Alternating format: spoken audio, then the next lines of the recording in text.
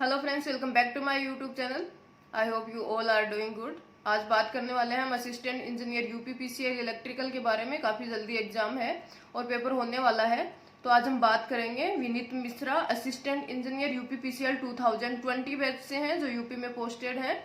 और उनसे खास बातचीत करेंगे, हम सारी चीज़ें उनसे जानेंगे कि किस तरह से आप जो है एक एग्ज़ाम अटेंड करने का अप्रोच होना चाहिए, कौन कौन सी चीज़ें जो है आपको ध्यान में रखनी है, क्या करना है क्या नहीं करना है, किस तरह से आपको पेपर सोल्व करना है, क्या आपकी स्पीड होनी चाहिए और किस तरह से आप मैक्सिमम मार्क्स जो है ऑब्टेन कर सकते हैं उस एग्जाम के अंदर। और एग्जाम से पहले दिन आपको किस किस चीज़ों को ध्यान में रखना है, वो सारी चीज़ें हम यहाँ पे डिस्कस करेंगे। तो चलिए खास बातचीत करते हैं आज Vineet Mishra ji, assistant engineer UPPCL 2020 batch से। तो मेरा नाम विनीत कुमार है और मैं यूपीपीसीएल में सहायक अभियंता हूँ।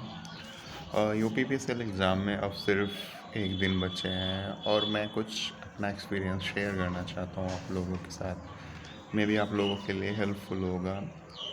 तो फर्स्ट थिंग है, क्योंकि अब टाइम बहुत कम बचा है, तो आपने जो पढ़ना था पढ़ाई कर चुके हैं और रिवीजन भी मोस्टली हो ही गया है।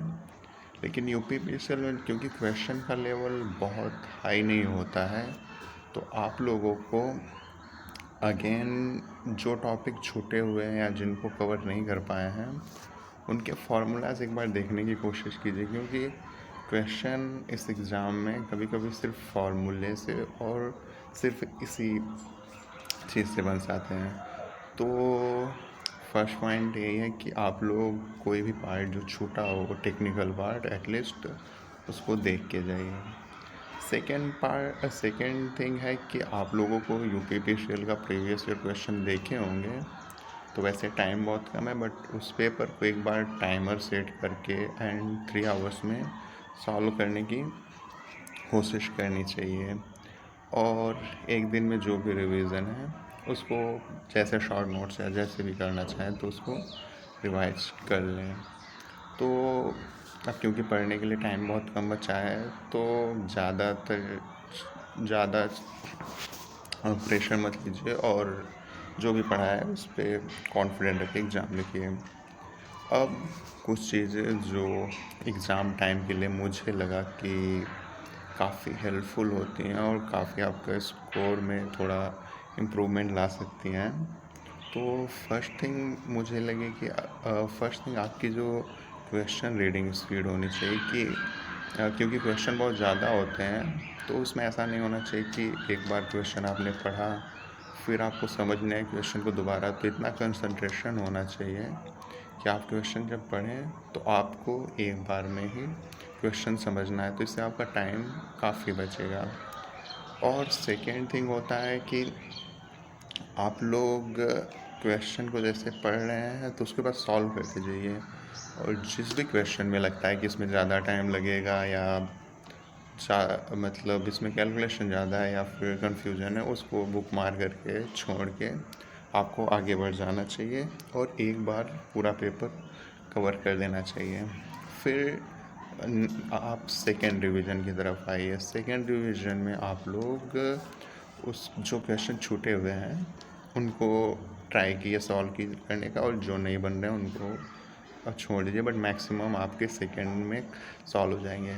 उसके बाद इतने टाइम में आप सेकेंड रिवीजन कीजिए कि आपको चांस हो कि आप, क्योंकि आपने कई न्यूमेरिकल क्वेश्चन किए जिसमें कैलकुलेशन लेंदे थे और उसमें नहीं देख पाए थे आप लोग, तो इतना टाइम हो कि थर्ड रिवीजन की आप थर्ड में थ्योरी नहीं रिवाइज करना होता, सिर्फ न्यूमेरिकल क्वेश्चन जिसमें कैलकुलेशन, क्योंकि कैलकुलेशन मिस्टेक होती है और उससे मार्क्स काफ़ी कम होते हैं कि सिली मिस्टेक हुए हैं। तो आपको इतना मीन्स कम टाइम में पेपर सॉल्व करना है कि कम से कम उसको एक बार देखने का टाइम ज़रूर मिले आपको। और आप उसमें जहाँ बड़े कैलकुलेशन वाले क्वेश्चन है थोड़े बहुत, उनका रफ वर्क ऐसे कीजिएगा कि उसको दोबारा मैच कराएं, तो आपको बहुत ढूंढना न पड़े कि ये कहाँ लिखा था या ये मतलब कैलकुलेशन कैसे किया था। तो इससे आपके 5 to 7 क्वेश्चंस जो गलत हुए होंगे, सिली मिस्टेक्स, वो सही होने के चांस होते हैं। और यही इम्पॉर्टेंट होता है क्योंकि अब प्रिपरेशन जो करनी थी आपने कर ली है, तो ये ये जो स्टेप्स मैंने बताई कि 3 टाइम्स एटलीस्ट पेपर में आपको देखने का तक का टाइम होना चाहिए। फर्स्ट टाइम करना तो उसमें टाइम लगेगा, बट सेकंड में जो क्वेश्चन बचे रहेंगे उसी को करना होता है, और थर्ड में जो न्यूमेरिकल मिस्टेक होते हैं वो करना होता है। और एज सच वैसा कुछ डिफरेंट नहीं होता जैसे other PSU state PSU exam होते हैं, उसी तरह के क्वेश्चन का पैटर्न होता है। तो आपको ज़रूर, जैसे कल का टाइम बचा है तो एक बार UPPCL प्रीवियस ईयर कोई भी पेपर सॉल्व करके मीन्स उससे आइडिया लग जाएगा। उसके गलत सही नहीं देखने होते हैं, उससे आपको आइडिया लगेगा कि 3 आवर्स में मुझे ऐसे क्वेश्चन ऐसे सॉल्व करने हैं। और कॉन्फिडेंट रहिए, एक एग्ज़ाम है, अच्छा जाएगा। All the best, thank you.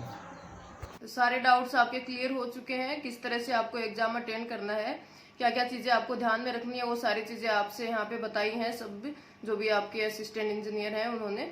तो ये सारी चीजें आपको ध्यान में रखनी है। आपको पेपर जो है आपको एक बार सोल्व करके देख लेना है। प्रीवियस ईयर के पेपर सारे अवेलेबल होते हैं, तो वो पेपर आप जो है टाइमर सेट करके उसको सोल्व करके देख सकते हैं, ताकि आपका माइंड थोड़ा एक्टिव रहे। और आप जो है क्वेश्चन किस तरह से अटेम्प्ट करना है, आपको न्यूमेरिकल क्वेश्चन है उनके अंदर सिली मिस्टेक्स होने के चांसेस रहते हैं, तो उनको ध्यान में रखना है। वो सारी चीजें यहाँ पर आपको बताई हैं, इनको ध्यान में रखना है। इससे आप अच्छे से जो है आपका पेपर सोल्व कर पाएंगे और मैक्सिमम मार्क्स जो है आप ऑब्टेन कर पाएंगे और अपना जो सिलेक्शन बना पाएंगे। तो आज के लिए इतना ही। अगर वीडियो अच्छा लगा हो तो लाइक कीजिए, चैनल को सब्सक्राइब कर लीजिए। Thank you so much and have a nice day and all the very best for your exam.